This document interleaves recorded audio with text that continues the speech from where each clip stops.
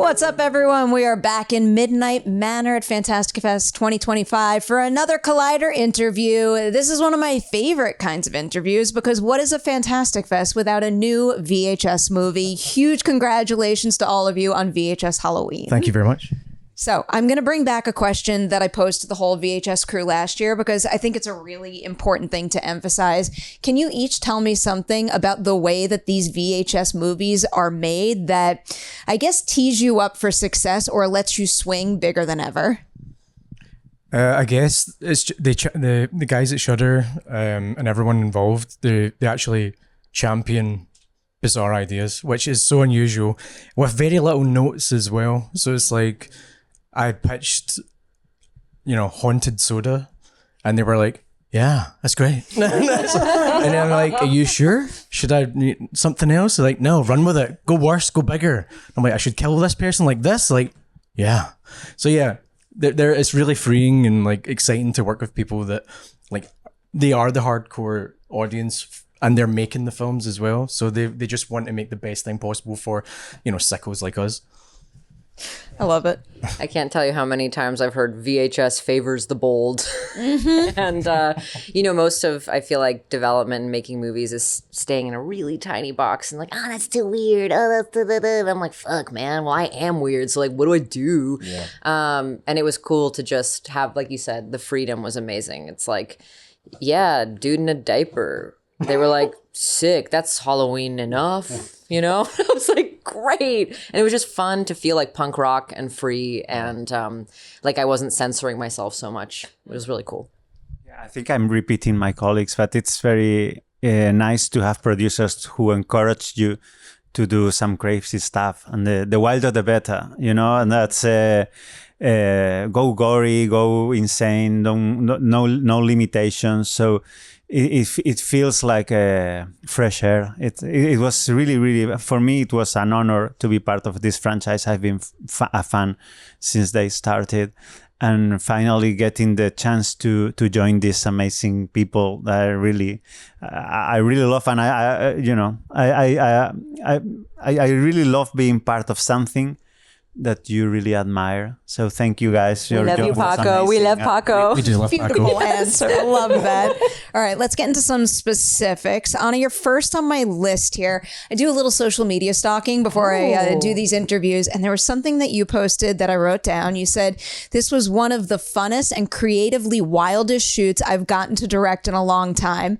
2 questions about that. I'll go with the fun first. Can you single out the single moment of making your segment that was just so incredibly fun and maybe a memory you'll hold tight to forever? Honestly, I got to work with a crew, obviously from my DP to my editor to the key grip, who I've known for like since college, so like 12 years, and the gaffer, like everybody.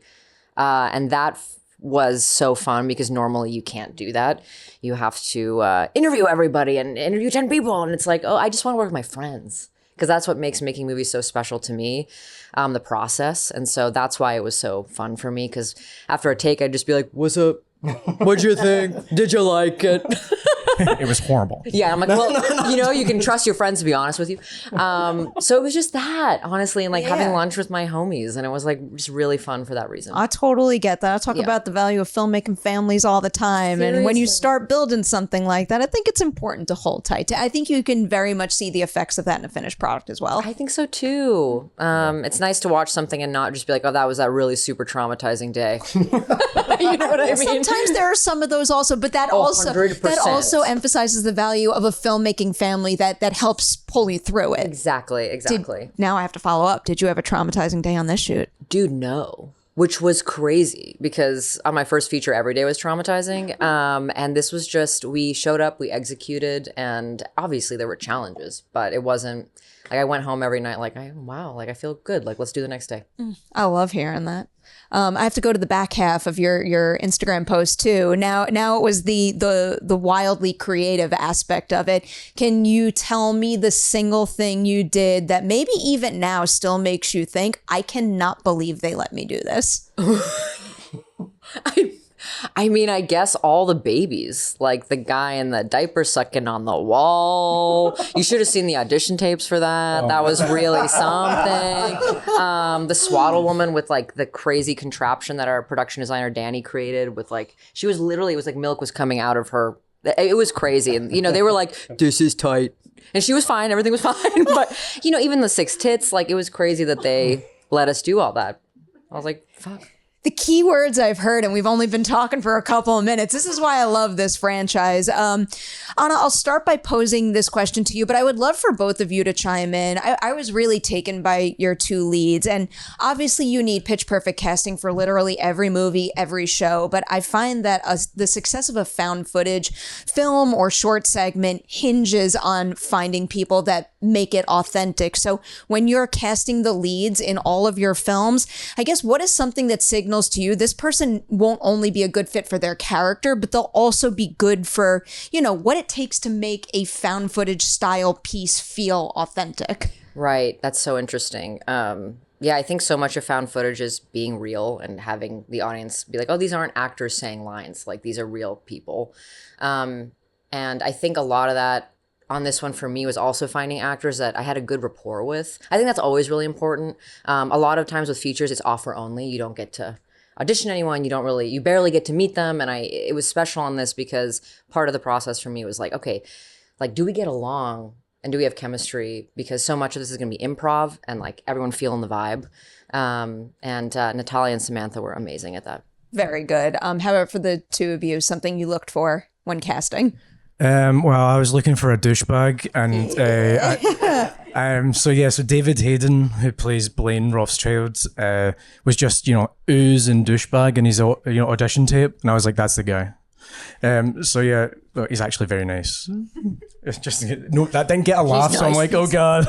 He's a really good actor. He's a really yeah on the money. No, he nailed it. Like, he completely understood what he needed to do. Like, he played it just right. And with everybody else, it was kind of basically the sides were, can you scream or can you like convulse or can you? So all the audition tapes were kind of strange, but just constantly retaping and make sure that you've got the right people, and then hope for the best when you actually meet them. And you know, like what you said, sometimes it works, and for some reason I got lucky. Yeah. Not to cut you off, but just to follow up very briefly on the additional people you cast, because something about yours that really wows me is that there's so many people who have to swoop in and just for a single scene take it to an 11. What are you looking for in their audition tape to ensure that when you call action on especially big set pieces that I imagine you can't reset very much, like what do you need to see to ensure they're going to do it? Authenticity. I need somebody to have this sort of balance between authenticity, because I mean, it's slightly heightened. It's a fucking soda that's haunted. But as long as they're able to be authentic, but at the same time, like have that through line of slightly comical. So being able to know the right balance. And I think everybody absolutely nailed that. And I'm so proud of everybody that was involved for actually, you know, making me look good. All acting wows me, but in particular, like I am in awe of anybody who is the lead of a movie, but when someone comes in for just one day, one scene, and they have to give every ounce of themselves in a flash, that's just something else to me. Yeah, 100%. How about for you now with your cast here? What are you looking for to ensure you're going to get peak authenticity? Well, I think when you shoot what you can consider a regular film, you don't mind if they act and you see the acting. You can appreciate a good acting. In this particular genre, I think you don't want to see the strings. You don't appreciate if the acting is good or bad. You need to feel they are real people going through something in the specific moment. And that's a skill that doesn't have that much to do with being a good actor. It's more like being a person who acts naturally in front of a camera and has some kind of charisma.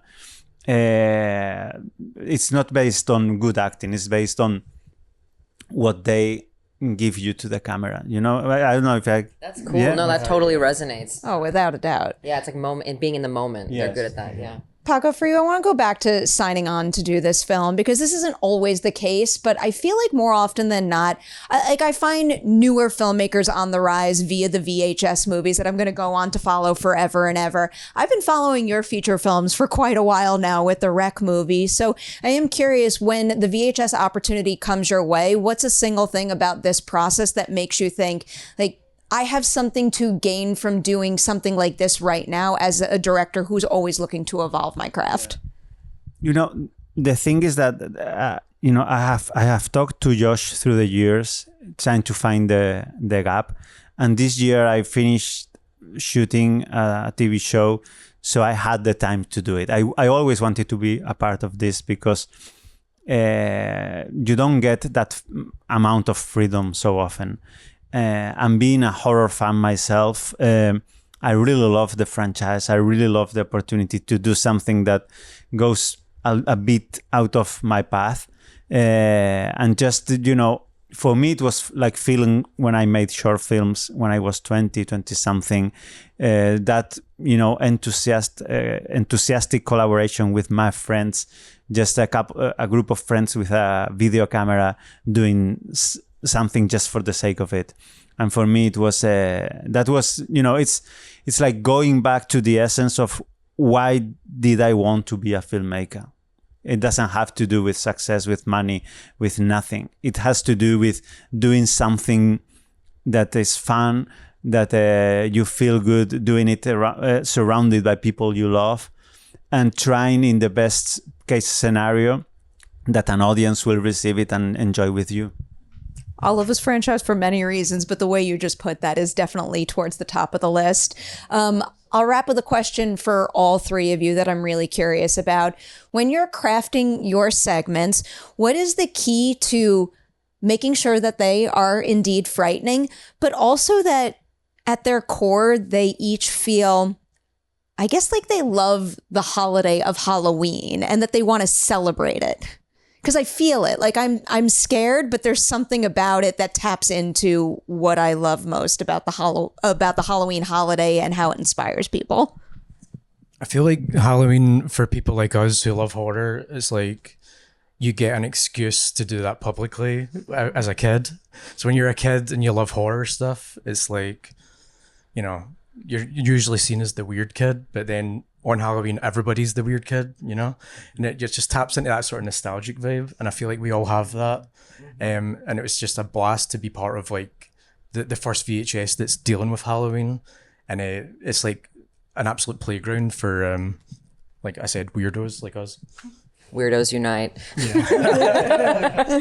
No, you're totally right. The first thing I thought of when they were like VHS Halloween was, oh my gosh, my last Halloween that I like really celebrated with like childlike joy was when I was 17 with my best friend, who we're still best friends, and we dressed up as babies and we were not like the girls, but you see the expression on my face. Yeah, we were really nice, and we were like, trick or treat. Yeah, we're a little old, sorry, but can we have candy?